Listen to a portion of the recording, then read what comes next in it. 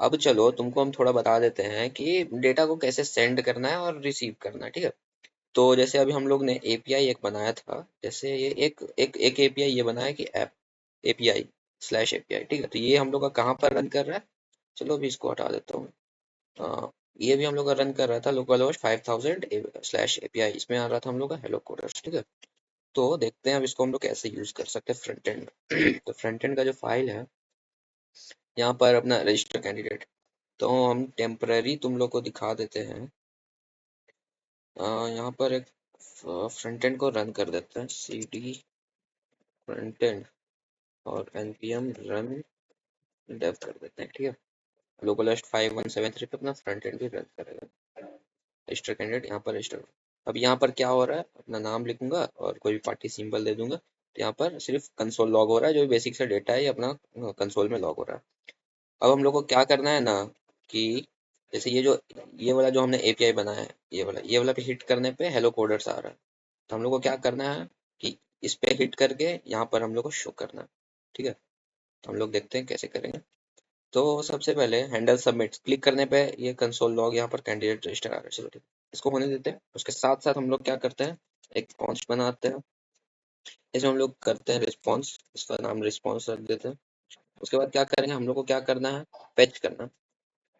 लेकिन गाइस देखो, तुम लोगों ने जब पढ़ा होगा जावास्क्रिप्ट, तो फेच होता है एक एसिंक फंक्शन, तो हम लोग ऐसे डायरेक्ट नहीं कर सकते। तो हम लोग को यहाँ पर एसिंक और यहाँ पर अवेट करना पड़ेगा। अवेट कर देंगे। अवेट करने के बाद फेच कर देंगे। हम लोग को क्या फेच करना है, कौन सा यूआरएल फेच करना है, तो यूआरएल हम लोग को करना था लोकल होस्ट स्लैश एपीआई। ये इतना लंबा चौड़ा नहीं गाइस, सॉरी। तो चलो ये एपीआई को हम लोग ने फेच कर दिया। उसके बाद ना ये बन गया। उसके बाद हम लोग को मेथड देना है कि कौन सा मेथड्स हम लोग कर रहे हैं। तो यहाँ पर जो मेथड हम लोग को देना है, वो मेथड हम लोग को ये वाला देना है कि हम लोग ने कौन सा मेथड यूज किया है। तो ऐप डॉट गेट है, तो यहाँ पर हम लोग मेथड देंगे गेट। मेथड यहाँ पोस्ट आ रहा है, तो पोस्ट को हटा के हम लोग गेट कर देंगे, ऐसा कोई दिक्कत नहीं। यहाँ पर हेडर्स कंटेंट टाइम और अपना जो भी है डेटा आ जाएगा। और देखो देखो देखो रिस्पॉन्स में अपना आ जाएगा। देखो चलो तुमको ना थोड़ा सा अच्छा से ही दिखा देता हूँ। चलो देखो, अब हमने यहाँ पर फेच कर दिया, क्लिक करने पे ये फेच हो जाएगा, ठीक है। तो जैसे अब यहाँ पर रिफ्रेश करेंगे, ए डालेंगे, सबमिट किया, तो ये फेच हो रहा है, लेकिन यहाँ पर हम लोग को पता नहीं चल रहा, बैकग्राउंड में हो रहा है, हम लोग को पता नहीं चला होगा। तो उसके लिए हम लोग क्या करेंगे, जैसे चल चेक करते हैं कि रिस्पॉन्स में आया क्या। रिस्पॉन्स में देखते हैं क्या आया, console dot log server response. तो देखो रिस्पॉन्स जो है वो असिंक असिंक से हो रहा है ना। देखो अवेट अवेट लगा हुआ है, तो ये साइड में रन होते रहेगा, ये कभी भी पूरा हो सकता है सर्वर के स्पीड के हिसाब से। तो उसमें हम लोग अवेट करके रिस्पॉन्स को चेक करेंगे, रिस्पॉन्स में आ रहा है क्या। टेक्स्ट को हटा देते हैं अभी, देखते हैं सिर्फ रिस्पॉन्स जो भी हम लोग ने ये वेरिएबल बनाया वो रिस्पॉन्स में आ क्या रहा है, चेक करते हुए क्लिक करेंगे। देखो सर्वर रिस्पॉन्स, देखो यहाँ पर आ रहा है ना। सर्वर रिस्पॉन्स में क्या आ रहा है, रिस्पॉन्स आ रहा है जिसमें कि बॉडी आ रहा है, हेडर्स स्टेटस ओके आ रहा है, स्टेटस 200, स्टेटस टेक्स्ट आ रहा है, टाइप आ रहा है और जो यूआरएल है वो आ रहा है।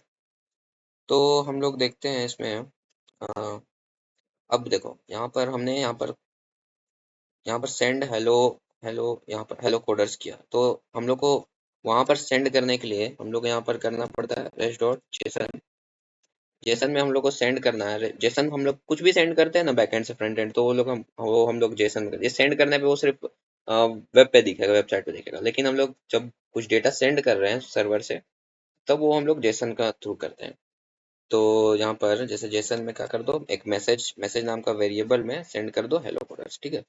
तो गाइस देखो सेंड करने के बाद हम लोग दोबारा से सबमिट करते हैं, तो यहाँ पर मल्टीपल रिस्पॉन्स आ रहा है। तो हमने यहाँ पर लेकिन सेंड करा है ये रेस्ट डॉट जेसन किया है, तो हमने एक जेसन फॉर्मेट में कुछ डेटा सेंड किया है। तो डेटा को यहाँ पर रिसीव करने के लिए हम लोग अगर उसको सेंड चेक करना है कि कौन सा डेटा आ रहा है, कुछ टेक्स्ट आ रहा है, तो यहाँ पर हम लोग टेक्स्ट वेरिएबल का यूज कर सकते हैं, ताकि हम लोग को दिख जाए कोई टेक्स्ट अगर आ रहा है। तो जैसे एंटर मारेंगे, देखो सर्वर रिस्पॉन्स में एक कोई मैसेज नाम का कुछ आ रहा है। तो इसको हम लोग क्या कर सकते हैं कि एक डेटा वेरिएबल में स्टोर कर सकते हैं on data response dot JSON. समझे ना? तो रिस्पॉन्स को जेसन फॉर्मेट में देख लो, या फिर हम लोग इसको यहाँ पर, तो गाइस देखो हम लोग यहाँ से रेस डॉट जेसन कर रहे हैं, हम लोग जेसन सेंड कर रहे हैं, तो हम लोग को यहाँ पर जेसन को चेक करने के लिए यहाँ पर रिस्पॉन्स डॉट जेसन लिखना पड़ेगा। उसके बाद हम लोग को पता चला जाएगा कि क्या रिस्पॉन्स में जेसन आ रहा है। देखो सर्वर रिस्पॉन्स रिस्पॉन्स में एक मैसेज नाम का वेरिएबल आ रहा है और उसमें आ रहा है हेलो कोडर्स।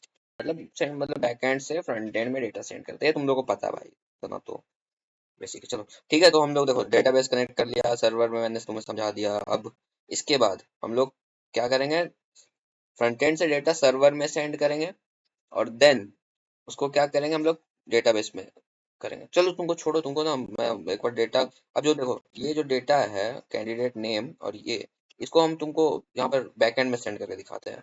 बैकएंड से फ्रंट एंड में तो हम लोग सेंड कर दिया ना। देखो बैकएंड से हम लोगों ने क्या सेंड किया, हेलो कोडर्स। यहाँ देखो फ्रंट एंड में आ गया मेरा हेलो कोडर्स, समझा?